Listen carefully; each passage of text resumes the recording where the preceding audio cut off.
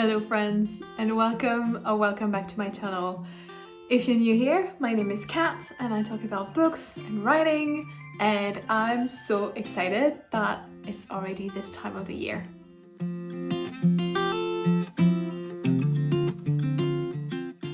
Today we are doing the writer media freakout tag. This is an original tag I created last year because I do love the media freakout tag for the bookish community so much. I also did that last year. I'm gonna do it as well this year. And so I got excited and I created one for writers as well. This is basically a media checking point on our writing goals, where we're going, what we hope to accomplish for the rest of the year, all of that good stuff. Without further ado, let's get started. Did you set any writing goals at the beginning of the year? What were they? Are you on track? So I only had one writing goal at the beginning of the year, and it is to finish the first draft of my novel. Last year, when I did this tag, I was just about 30,000 words, and I just had started writing again at the beginning of the year, so I was very happy to have written that much. Now I'm just above 60k, which is good, but I'm a bit frustrated that I'm not further along, to be honest. I would want to have more words, to have made more progress on my project. At the same time, I recognize that I need to be gentle with myself because it's been quite a hard year so far with a lot of difficult things happening, and so that has definitely hindered my ability to write and make progress because I didn't have the mental space or energy. Now this summer I'm dedicating more time to my writing and I'm hoping to make more progress. So I think it's still realistic for me to finish this first draft by the end of the year. Hopefully we can get it done. What are you currently working on and how much writing have you done so far this year? So I'm currently working on a fantasy novel, which is between new adult and adult. And as I said, in terms of how much writing I've done this year, I'm currently at 62,000 words. I finished the year just over 50,000, so I haven't written that much, but I've also been going back to what I already have and editing and making things a bit more solid before I continue drafting the rest of the book. So progress is being made, not as fast as I would like, but this is what I'm currently working on. Have you reached any milestones so far this year? That can be in terms of word count, stages in a project, or other events in the life of a writer. As I said, I've reached 60,000 words, and it's a particularly meaningful milestone for me because it's the most I have ever written for a fiction project. I think the previous novel I wrote years ago was just over 50,000 words, so it was a tiny novel, and so this one is currently at 60 and it's not nearly done. So I used to think I was very much an underwriter, and so I'm quite impressed that I made it this far already and that I have still so much more to go in order to finish this book. So yeah, quite a significant milestone for me personally. What does your writing routine look like right now, if you have one? Has it changed since the beginning of the year or the previous year?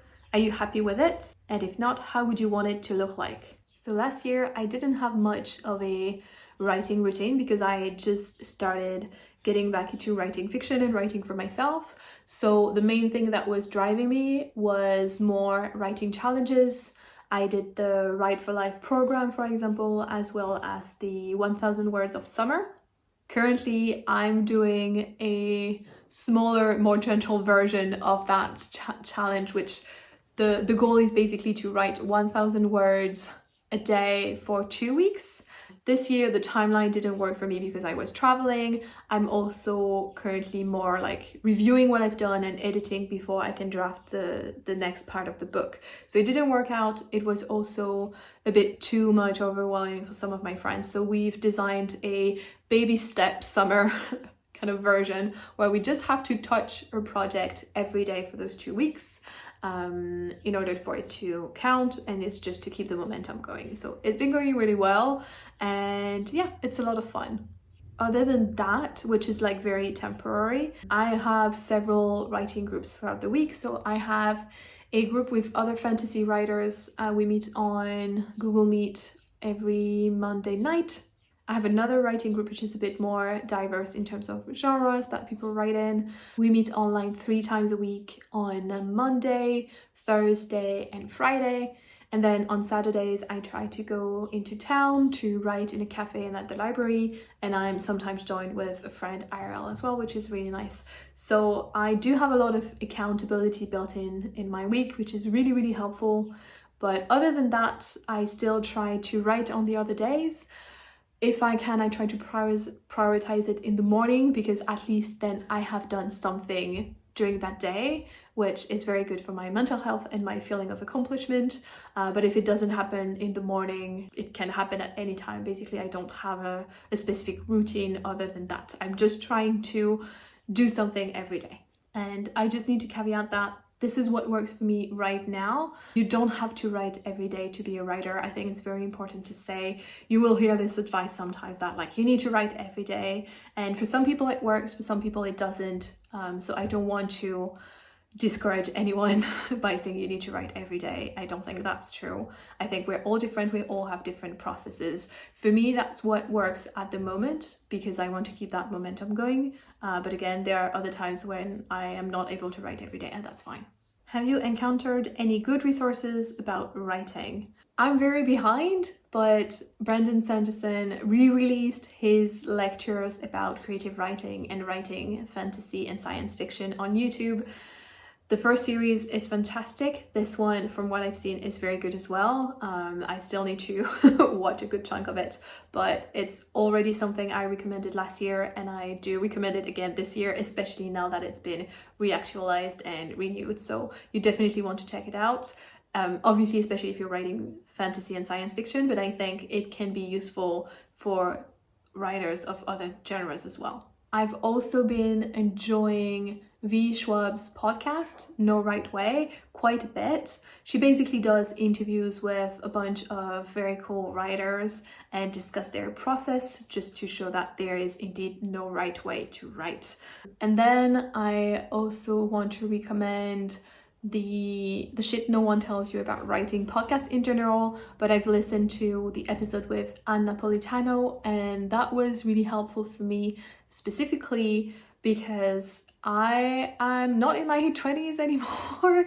We have this kind of cult of the young writer. We love to see the young prodigy kind of story, and it can be a bit intimidating or overwhelming when you're not in that category anymore and you still want to publish fiction. And so in this episode, Anne Napolitano tells her story and how she published her first novel at 33 and I think a second one at 30, but it's not until her third novel, Dear Edward, which she published when she was 49, that she finally found success. And so having this story of a writer who is very successful, very talented. She's the author of Hell the Beautiful, which is a book that I loved. And so having this story of success, but later success, later in life success, was very encouraging and kind of reminding me that even though I haven't published a novel yet, I still have time. It's okay. And I don't need to stress about that. It's not the most important thing. The most important thing is for me to write a good book. So if you're also struggling with that kind of ticking clock and that pressure of publishing young, I think this episode could also be very soothing for you. At least it was for me. If you write with a playlist, what are your current go-to songs to get into writing mode? I don't really write with music, so I don't have an answer to this question, but I'm very curious to see what other writers are listening to while they write. What has been the toughest moment related to your writing so far this year? Counterintuitively, it's more all the things that have been hard in my personal and professional life that as a result have made writing hard. Because it's taking quite a toll on my mental health and physical health. And so I don't always have the mental energy and the resources to sit down at my desk and write, and I don't like that. I think that's the hardest part, is being in a state where I don't even feel able, or that I don't even want to do the things that I normally love and that brings me so much joy. That has been the toughest thing.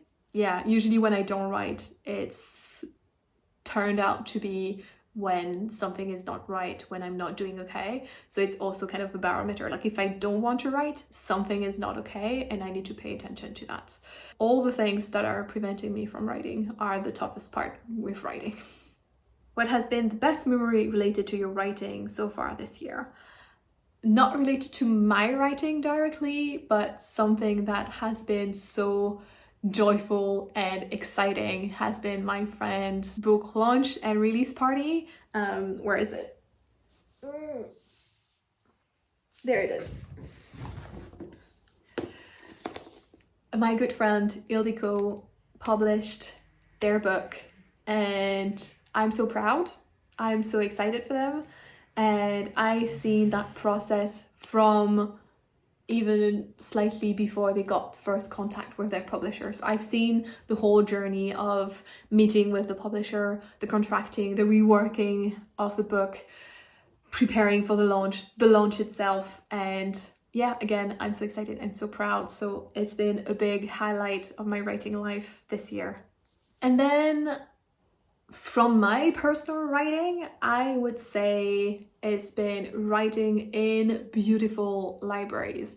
I've been traveling to Sweden, to Naples, to Paris. I've been very lucky with the travel this year. I was not expecting to travel as much as I'm doing. And so now every time I go somewhere, I'm on a mission to write in the beautiful libraries as much as possible. So it's been really fun and I've been lucky to write in some gorgeous places. So I'm very grateful for that. What is something important that you've learned or an advice for your future self? It can be practical about the craft or more broadly about your own practice. So a very practical thing that I tried this year and that has been quite helpful is, because I'm more of a pantser, but I do need to do some plotting because it's really hard to come up with everything when you're writing. And so if you know where you're going, it's easier to focus on description of the place, the psychology of the characters, all of that, if you don't have to figure out actually what happens. But I don't like to plot everything either. So I found this compromise of just plotting the scene I'm about to write, just jotting down what happens in a few bullet points, and that kind of guides my writing and leaves me enough brain waves and brain space to write more about what else is going on and to have a richer and fuller scene than just this happened and then this happens, because if I don't have any direction, then my brain is occupied with only just that, and so the scene is much more bare bones. So that has been quite helpful and something that I've actually quite enjoyed doing. What would you want to accomplish with your writing during the second half of the year? Well, I'm still working on that goal to finally finish my first draft of this fantasy novel that I'm working on at the moment. So that's going to be the main thing. But earlier this year, I also wrote a short kind of kids story, which would, I think, work really well as an album, like an illustrated album. So I also got some nice feedback on it. And so one of my goals is to try to submit it to some publishers to see if there might be an opportunity to publish it and find an illustrator for it. Then I want to have a summer of writing, and I talk more about that in a video about designing your summer, which is likely to come up shortly after this one. And then finally, I have this goal of applying for at least 2 writing opportunities. So it can be some kind of grant, or to submit my writing somewhere, just like do something, put myself out there as a writer at least twice by the end of the year. It's not too much, and I'm not putting a goal in terms of result, just of the putting myself out there. So at least I'm doing something and I'm signaling to my brain that I'm taking my writing seriously. Finally, it is time to tag other people. I have quite a list of people I would like to tag, but I'm also conscious that I think quite a few of them don't necessarily do tag videos on their channel, so no pressure. I think I want to also take just this opportunity to shout out other writers on YouTube that I've either recently discovered, or people that I'm becoming friends with, people that I've appreciated the content of. So this can also act as a big AuthorTube kind of recommendation list. So to start with, I would like to tag Steph Morgan, who is a friend of mine on YouTube. I really enjoy her channel. She is also a writer, obviously, but she also talks about books on her channel. She recently made videos about her favorite books of all time, both fiction and non-fiction. Don't skip the non-fiction one, it's really good, it's quite fun, so I do really recommend it, and please check out her channel. Next is Bonnie Nicole. She's also a booktuber as well as a writer, so she talks about both the books that she reads on her channel and also her writing process. She has a very soft and kind energy, and I think her videos are quite soothing, so you might enjoy if that's the kind of thing you like to watch. Next is Jade Juniper, who is a cozy political fantasy writer who lives in Japan. She's living my dream life. I love her channel, I love her vlogs, and she's also the host of Draconathon, which is a 1 month reading challenge where we read a lot of books related to dragons and featuring dragons. I participated in April and it was a lot of fun, so I highly recommend. Then we have the Book Bell, who is a romantasy writer. She does a lot of videos also about kind of romantasy recommendations and things like that. So if that's a genre that you enjoy, I think you would really appreciate her channel. She also works in marketing for a big publishing house in the UK, so she has interesting insights on the traditional publishing side of things as well. I really appreciate her channel, so again, have a look at what she does. Then Tanya Chacon Writing. This is a channel I just discovered, so I don't have a good grasp exactly of her channel, but she is German, which I'm quite excited about because I have a hard time finding other writers in Europe. And she's also neurodivergent. I think she's living with a chronic illness, and she does some live sprints on her channel as well. So she's a rather smaller channel, so you can also support her and her some love.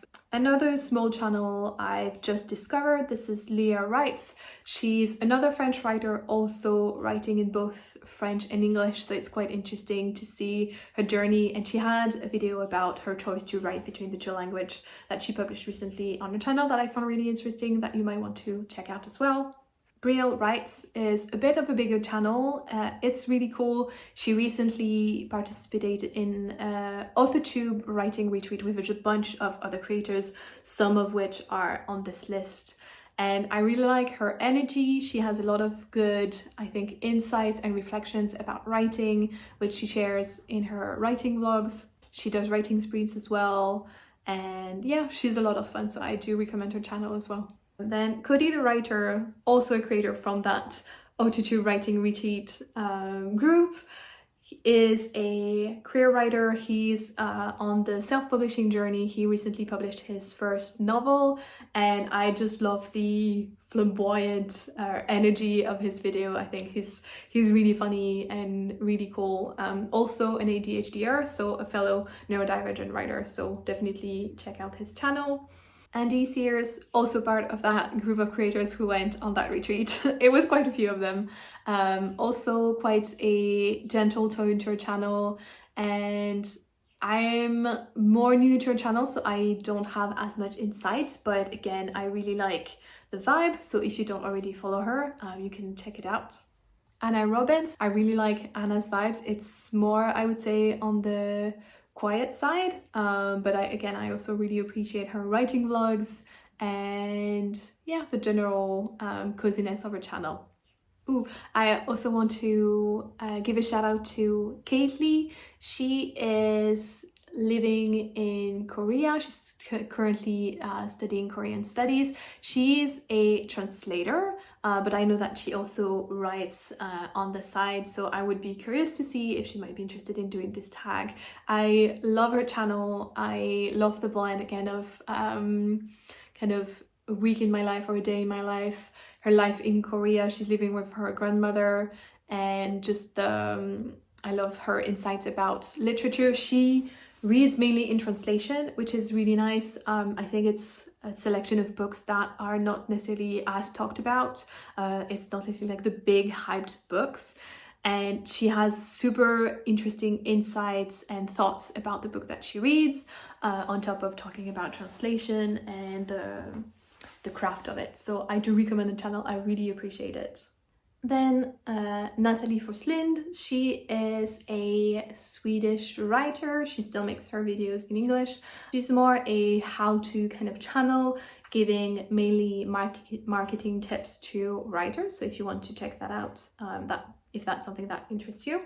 Feral Jane is a very new channel on YouTube. I don't think she's made a video about writing yet, but I know she's very busy with work right now and it's a bit hard for her to put content out. So I wanted to give her a shout out and tag her as an encouragement to keep going with YouTube during this difficult time. Then two slightly bigger channels as well, or slightly bigger channels.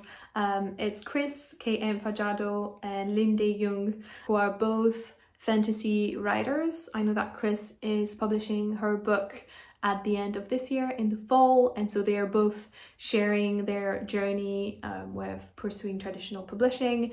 I think they have very interesting kind of reflection videos about the publishing industry and the writing journey and all of that. So I do really appreciate their content. I think it's quite high quality as well. So yeah, do really recommend. And then three channels that I've discovered more recently, so I don't have as much insights, but Natalie Jane Shields, love her vibe. Sorcery writes as well. I've just watched her AuthorTube newbie tag recently, and I quite appreciated her soft and calming energy, so I do recommend. And then finally, Kelly is writing as well. So that's a lot of channels. If you're looking for writers and AuthorTube channel, now you know where to go. I hope this was interesting. As always, thank you so much for watching, and I hope to see you in the next one. Bye bye.